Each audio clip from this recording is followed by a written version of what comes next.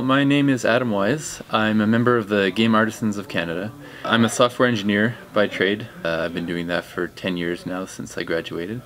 And I guess probably the game that got me into game design in the first place would be Catan. I played it at my brother's place, and having not played any modern board games before, it was kind of a eye-opening experience. And from there I kind of just started reading online and seeing what else was out there. And I play a lot of games on iPad as well.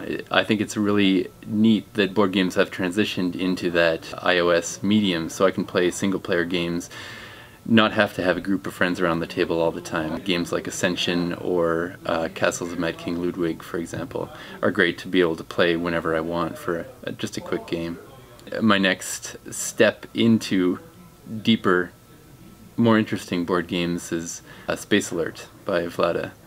And that was a big influence, kind of blew my mind. We started playing Space Alert most weekends, and that's really what got me hooked. I do think that Vlada is my favorite designer. The breadth of his games, each one is so unique and so different from the others, and that's kind of like what I like to do with my designs. Challenge myself, do something entirely different, and see if I can make a compelling design in a totally different way, a different category from prior games. So I've worked on word games, party games. Cypher is a game like Hanabi. I've got deeper Euros. I always try to use a very different mechanic and put things together in different ways, and I find that's what Vlada tends to do as well. So he is the biggest inspiration in my design career. I got into board game design as a hobby about 2.5 years ago now. Me and my friends had started playing board games more and more about three or 4 years ago, and after a while the designer in me kind of got interested whether I could do this myself. My initial inspiration for getting into game design was kind of some interesting dice I found online. I'm into a lot of mathematics and things like that, and I found these interesting non-transitive dice, and I thought, wouldn't that be cool to be able to use those in a game design, and maybe I could make up something. That game didn't end up being any good, but it led me down the road of beginning to build other games and build up my game library to where it is today. So I've got a number of designs that are at different stages. Within the last few months, actually, I've had a fair amount of recent success. Before March, I hadn't had a game signed, but in February I had a game, Cypher, who I entered into the Ion Award in Salt Lake City.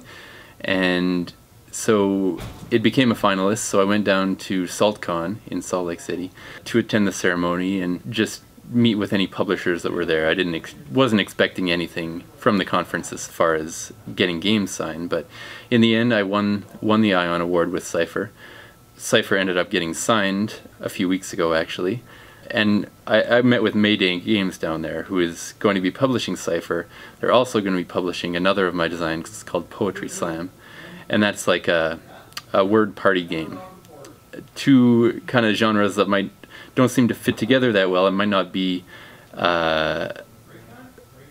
don't seem to fit with the kind of games that I'd like to play, but it really does work quite well. And it was a very new design when I brought it down to Utah, but I brought it out on a whim when I was pitching to Mayday, and they were just hooked by it, so they signed that pretty quickly after the convention. Just a few weeks ago, I was down in Columbus, Ohio for Origins. It was the first big US convention that I've been to, and still riding high from my trip down to Salt Lake, I was hopeful for some success. I had 5 prototypes, 5 different games in my bag that I was hoping to get in front of publishers and make some good contacts down there, and hopefully have some publishers interested and take them home. So it does help. I'd rather have more quality time with less publishers than less time with more, because I know my games are quality and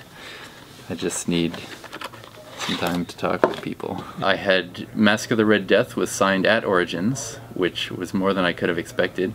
So that was my 3rd signed game. Mask of the Red Death was quite interesting because I had 7 different publishers that wanted to bring that one home. So I had my choice. I kind of went with the sure thing, the signing on the spot with IDW games. But beyond that, I had interest in all my other games. My bag was empty by the time I left. I had Head of Mousehold is very close to signing. I've got Lepra Contractors went with a publisher. Jester's Folly went with a publisher. It was just an amazing experience down in Origins. Great to make so many connections, and it was more than I could have expected.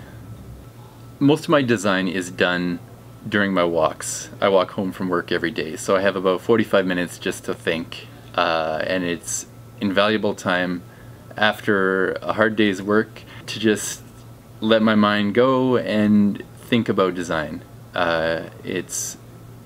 It's a great opportunity, that walk. When I'm starting a game, I usually try to focus on one thing I want to do differently that I haven't done before, whether it's a type of game or a certain mechanic that I think would be interesting, and usually build around that mechanic. Occasionally, as happened with my game Lepra Contractors, I built that game entirely around a component. I had these rainbow blocks that looked like rainbows, they were arches, and playing around with these things inspired the game. Each player is a leprechaun who's in charge of building rainbows before spring comes, and there's all these bribes going on, and you have your shift at the rainbow building factory where you're coming in having to build rainbows and gaining money from special interest groups who want you to use more or less of given colors of their materials. So what I love about designing is just the freedom to let my mind go and see what I can come up with. The creativity of it. I want to see what I can do. My main goal in design is to create something that other people can enjoy. I think that's the case of most creative people who are creating something. Any work, any tedious steps of the design process, they're still a step towards that end goal, so I don't mind them. Sometimes cutting and sleeving 200 cards can get a little tiresome. That is probably my least favorite part of the design process, but I don't mind it because it is working towards that goal. For a new designer, for someone coming into this, looking to take this up as a hobby, I would just advise getting involved in local meetups and groups if there's some available to you. The first time I came to FallCon in Calgary here, I walked by the design table and I saw Paul teaching games, and I came up and showed him my game Mask of the Red Death and told him about it, and he was very welcoming. I met some of the other game artisans of Canada like Joe and Gavin and Tom during FallCon that year, and from there they encouraged me to start coming out to the Monday night playtesting group. It was just the first step, and I haven't slowed down since. I don't miss many Monday nights, and if you can get a regular group of like-minded designers together, that is the most useful thing. It's such a great asset to your design process to be able to iterate weekly or bi-weekly, make your changes and come back and see how they work. Because if all you have is you're playing at the table by yourself with your cat on the other side of the table, or you're subjecting your wife to your prototypes every week, your friends and family are going to get tired of playtesting over and over these unfinished games. But when you can work with other designers, that's when things can really move forward. So this is Cypher, and it's a game that's has some similarities with the game Hanabi, which is one of my favorites. I wanted to build a cooperative game that uses a similar mechanic in which the card in front of you is facing away. So you don't know your own card, but you can see all your teammates' cards. And so each player has a card in front of them that they can't see, and we're all working together. We're all wartime codebreakers during World War II. And a set of 5 dice. And the goal is to get players' dice to match their cards. So certain cards, most of them will have pips on them, on the dice, on the cards. Some will have question marks. And the thing with question marks is all question marks have to be the same die value, but they can be any die value. So this card could be solved with 5 4s or like 2 2 2 4 4. So we're working together, taking actions, going around the table in order to try to get as many cards solved at one time as possible. The more cards we solve at once, the more points we get. So if we're able to solve a higher number of cards at the same time, we're going to get a bigger reward. We're trying to get as many points as possible. The way that we manipulate each other's dice in order to solve these cards is these action chips. So there's a number of these drawn out of the bag depending on the number of players we have in the game. And there's 3 basic actions. So trade allows you to trade 0 to 5 of your dice with another player. So if it's this player's turn, if they take the trade action, they would remove that chip, so we have 1 less action available. So if there's only 1 trade left, you have to understand that by using that trade action, you're preventing other players from using it, which might be useful to them. But so trade would allow me to trade dice from me to someone else, 0 to 5 of them. And let's see. These dice are useless for these guys, but let's say this guy needed a bunch of 3s, I could trade these 3s over here and take dice back. I might have messed up my own dice because I don't know what's on my card, but I've helped this player get closer to his card. The clue action is another of the basic ones, and by taking the clue action and returning that action to the bag, allows you to give another player a clue in one of 3 formats. So you can tell a player to re-roll a certain number of dice. You can say re-roll a certain type of dice, so re-roll 6s, or you can tell them don't re-roll 6s. So there's 3 types of clues you can give, and as soon as you've given that clue, that player gets 3 chances to roll their dice. So let's say we give this player a clue and it's basically don't re-roll 6s. That player could then re-roll their dice using that information plus any other information they might already know from previous clues or other things, and try to get their dice closer to matching, which we've done pretty well there. The next action is assign. So if you take the assign action, that allows you to set the value of any one die on the table to any value. So if we assigned this player's last die into a 6, his dice are now complete. He doesn't necessarily know that, except for the fact that this is a fairly obvious pattern. Most of the cards are patterned in 5 of kind or full houses or straights or other kind of patterns like that. If we wanted to ensure this player knew that they were solved, we could give him the clue re-roll 0 dice. It would use up one of our actions, but he knows he can solve. Eventually we're using up our actions and our dice are hopefully getting closer to matching our cards. This game plays 2 to 6 players, so you might have 6 players around the table, and we're using up these actions. Eventually we're getting down to this last one, this solve action. So one player is going to be forced to solve, and that's basically saying, I think my dice match my card. So whoever solves, we go around the table asking, would you also like to solve? Because the more simultaneous solves at once, the more points we're going to get. So other players will say either yes or no, and then we compare. Anyone who solved will compare their dice with their cards, and we see how many successes we got. In this case, this was actually fairly close. But it was unsuccessful. If this was a 5, it would have worked. So we had only 1 successful solve here if this was our solve, so we would only get 1 point. Any unsuccessful solves would lose us a battle in this war because we've given poor intelligence to our allies. There's some other things going on as well. There's these cards drawn out before a round starts, and these are the enemy attack cards. So basically, if we have a number of these out on the table, these are the places that the enemy is soon going to attack. So these are our priorities for gathering information about these locations. If we had a number of players we know that the enemy is heavily going to attack the Western Front. So if we're able to solve a code that gives us intelligence about the Western Front, we're able to negate these enemy attacks. So not only are we trying to break these codes to score points, as many as possible, we need to keep the enemy in check as well. We want to provide intelligence that will negate these attacks. If during our solve we were able to solve a Western Front card and an Eastern Trenches card, that would negate all these attacks. There's one remaining here, which would lose us another battle in the war.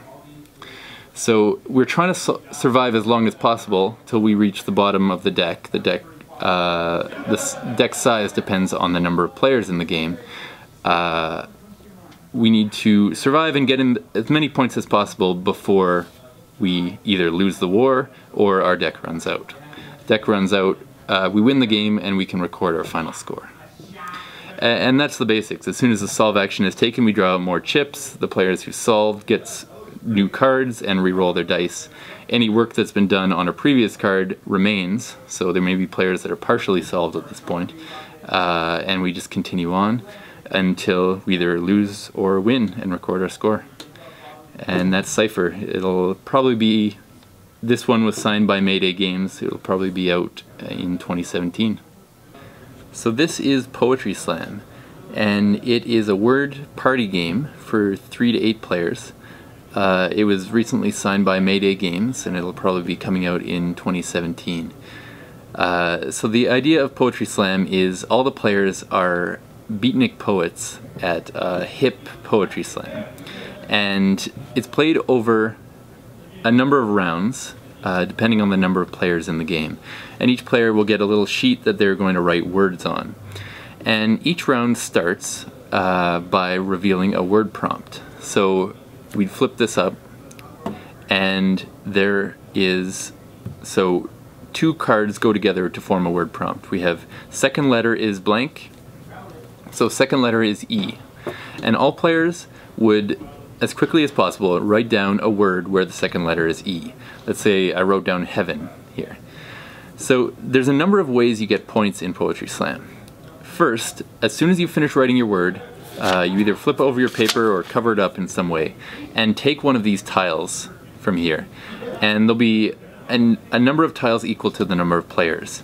They range in 1 to 5 point value. So the quicker you finish, the more points you'll get. This is the number of points you're going to take. So if I take this 5 points, I keep it beside me until later when I look at the other side of it.